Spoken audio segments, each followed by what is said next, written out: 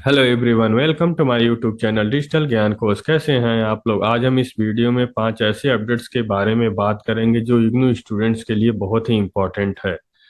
तो सबसे पहले हम इस नोटिफिकेशन के बारे में बात करेंगे कि इस नोटिफिकेशन में क्या अपडेट्स आए हुए हैं। और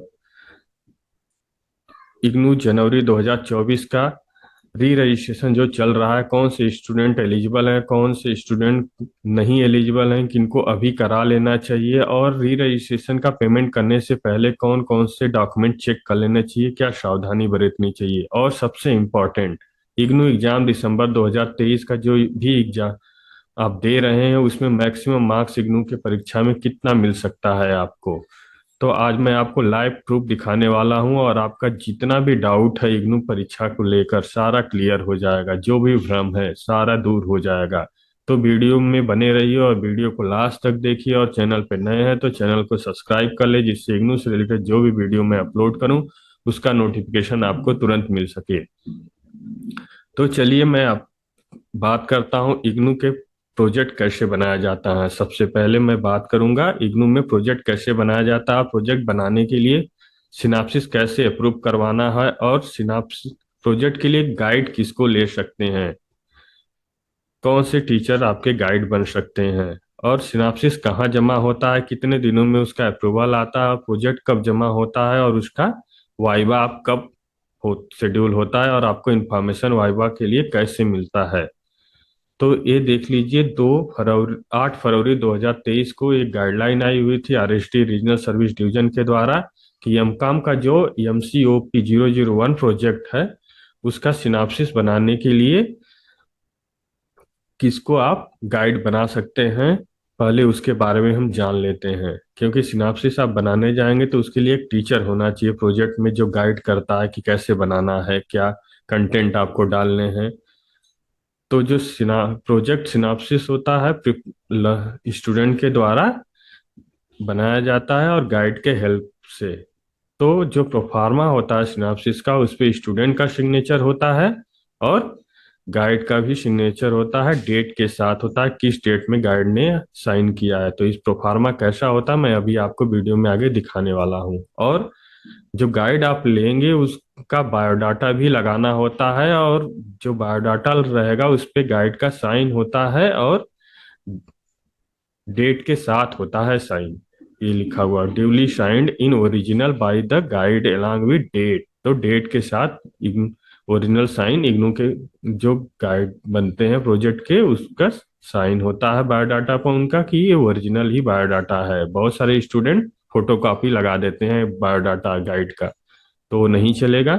और गाइड का जो टीचर है उनका क्या क्या बायोडाटा में डिटेल्स होना चाहिए, तो उनका नाम होना चाहिए, डेट ऑफ बर्थ होना चाहिए गाइड का, उनका एड्रेस होना चाहिए, रेजिडेंस कहाँ है और कहाँ पे अभी करंट में वो पढ़ा रहे हैं या टीचिंग कर रहे हैं, वर्क प्लेस कहाँ है, और क्वालिफिकेशन डिटेल्स भी होना चाहिए साथ में, और डिग्री कौन सी स्पेशलाइजेशन में किए हैं उसका नाम है होना चाहिए, किस यूनिवर्सिटी से किए हैं, कितने साल का है उनको एक्सपीरियंस है, ये सारे डिटेल्स होने चाहिए, तभी वो मान्य होते हैं इग्नू के गाइड के लिए।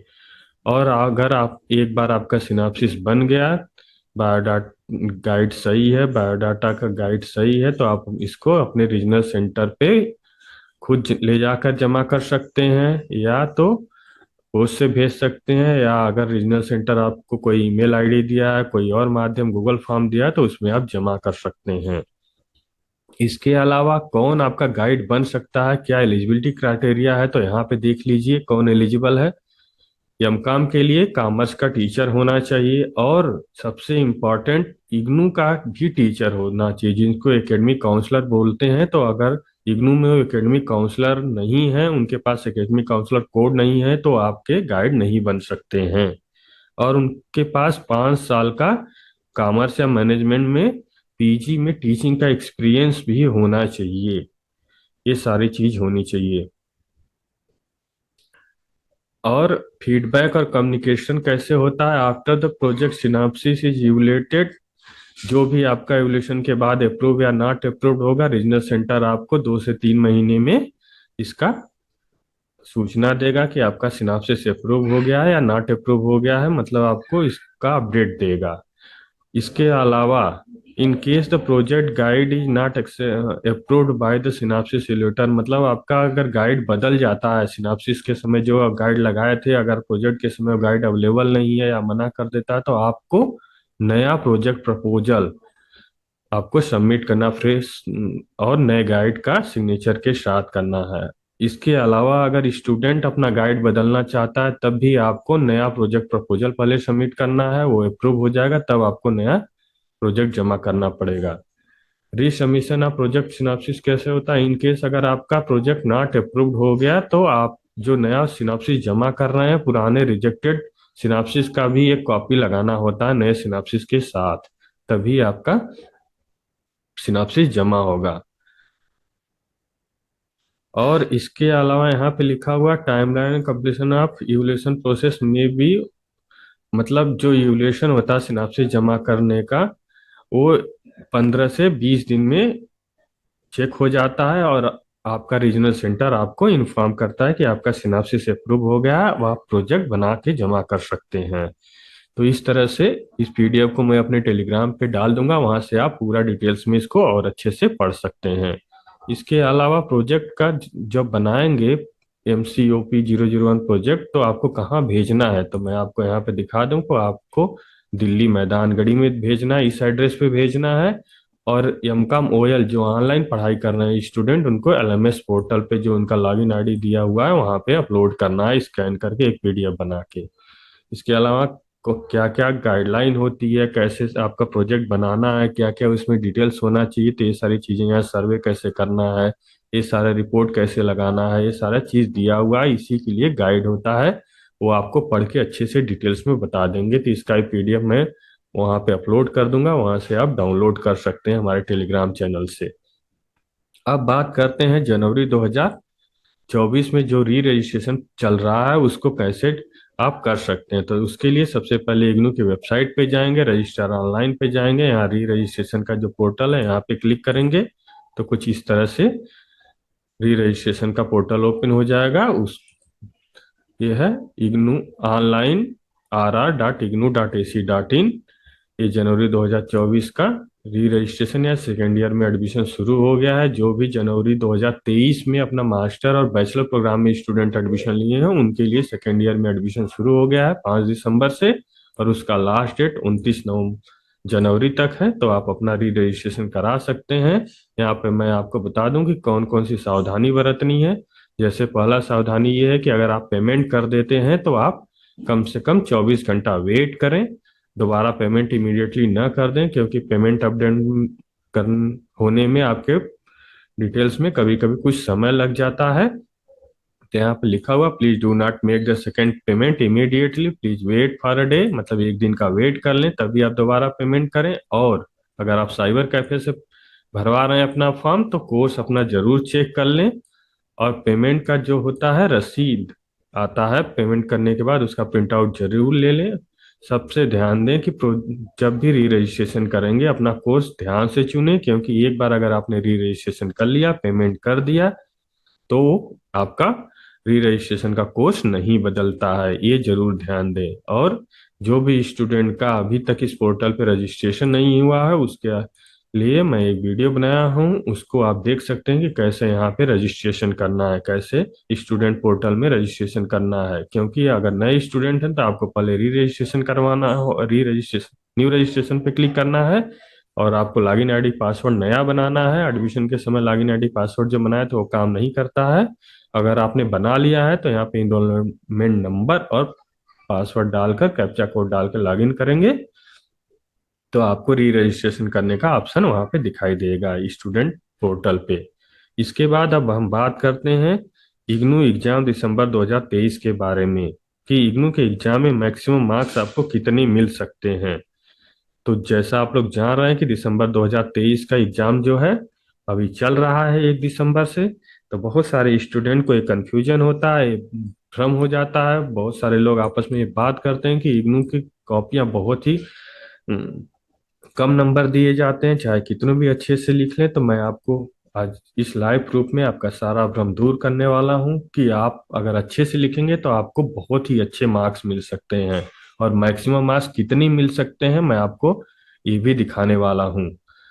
तो जितने भी भ्रम है आपके कि आप इग्नू का परीक्षा बहुत कठिन होता है, सारे पेज पे आप सारे क्वेश्चन अटेंड करने के बाद भी फेल कर दिया जाता, तो ऐसा नहीं है। अगर आपने अच्छे से लिखा है अपना एग्जाम अपनी कॉपी, तो आपको अच्छे नंबर भी मिलेंगे। उसका लाइव प्रूफ मैं आपको अभी दिखाने वाला हूं, तो आप देखिए। आपको एक मोटिवेशन मिलेगा और आप अपने एग्जाम में और अच्छे से तैयारी करके जाएंगे, जो अभी एग्जाम आप दे रहे हैं। तो ये देखिए, इग्नू का ग्रेड कार्ड है। इग्नू का ग्रेड कार्ड मैं आपको बता देता हूँ, जो नए स्टूडेंट हो कहाँ से चेक करते हैं। तो ये जो रिजल्ट सेक्शन है, यहाँ पे क्लिक करेंगे तो इग्नू का ग्रेड कार्ड का पोर्टल है, यहाँ पे देख लीजिए।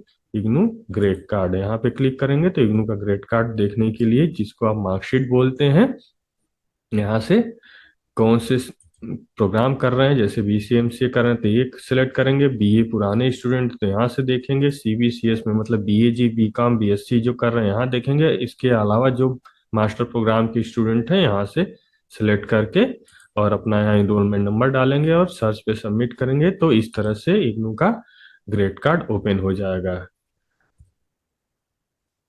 मैं आपको दिखा देता हूँ। ऊपर स्टूडेंट का डिटेल्स रहता है। पहले आपके असाइनमेंट के मार्क्स अपडेट होते हैं, उसके बाद आपके प्रैक्टिकल के मार्क्स अगर हैं तो अपडेट होते हैं, उसके बाद थ्योरी के मार्क्स अपडेट होते हैं, और फाइनल प्रैक्टिकल के मार्क्स यहाँ भी अपडेट होते हैं। तो ये देख लीजिए, एक स्टूडेंट का है, ये बीएससी बायोकेमिस्ट्री कर रहे हैं। तो इनका देख लीजिए, असाइनमेंट में 80+ नंबर लगभग मिला है सारे में। इसके अलावा लैब में देख लीजिए नंबर, ये थ्योरी में देख लीजिए। इग्नू का जो परीक्षा अभी चल रहा है थ्योरी एग्जाम का, उसका देख लीजिए 97 91 100 नंबर भी मिला है। मतलब 100 में 100 भी इग्नू देता है। तो जो स्टूडेंट कहते हैं कि उनको अच्छे से नंबर नहीं मिला, उनकी कॉपियां नहीं चेक की गई हैं, तो मतलब वो अपने कॉपी एग्जाम ठीक से नहीं दिए हैं, तभी उनको नंबर नहीं मिलता है। ये 100 नंबर दर्शाता है कि आपने ठीक से एग्जाम नहीं दिया है, तभी आपको अच्छे नंबर नहीं मिले हैं। क्योंकि इस स्टूडेंट को देखिए, इग्नू के ही स्टूडेंट है और 100 में 100 नंबर मिले हैं। और लगभग सारे पेपर में 97 90 96 इस तरह से नंबर मिले हैं, 97। तो अगर आप अच्छे से अपने एग्जाम में लिख रहे हैं तो आपको इ- ऐसे ही नंबर मिल सकते हैं इग्नू के एग्जाम में। तो आप जो भी तैयारी कर रहे हैं उसमें हम आपको एक और बात बता दें कि आप जो एग्जाम देने जा रहे हैं उसमें एक बार अपना इग्नू का प्रीवियस ईयर का क्वेश्चन पेपर जरूर देख के जाएं, जो यहाँ से आप डाउनलोड कर सकते हैं इग्नू की वेबसाइट से। और जो आपने असाइनमेंट बनाया हुआ है उसको जरूर पढ़ के जाएं, क्योंकि बहुत सारे क्वेश्चन रिपीटेड होते हैं, जिससे आपको हेल्प मिलेगी इग्नू की परीक्षा में अच्छे से लिखने का। तो इस वीडियो में इतना ही। अगर वीडियो पसंद आया है तो लाइक कीजिए, शेयर कीजिए, और अगर कोई और सवाल है तो आप हमें कमेंट बॉक्स में अवश्य पूछ सकते हैं। आप हमारे टेलीग्राम चैनल को भी ज्वाइन कर सकते हैं, जिस पर इग्नू से रिलेटेड जो भी नोटिफिकेशन और अपडेट आता है उसको तुरंत ही पोस्ट कर दिया जाता है। क्योंकि कभी कभी बहुत सारे अपडेट्स एक ही दिन में आ जाते हैं, तो सारे का वीडियो तुरंत बनाना पॉसिबल नहीं होता है। तो अगर आपको तुरंत अपडेट चाहिए तो आप हमारे टेलीग्राम चैनल से अवश्य जुड़ सकते हैं। धन्यवाद, थैंक यू।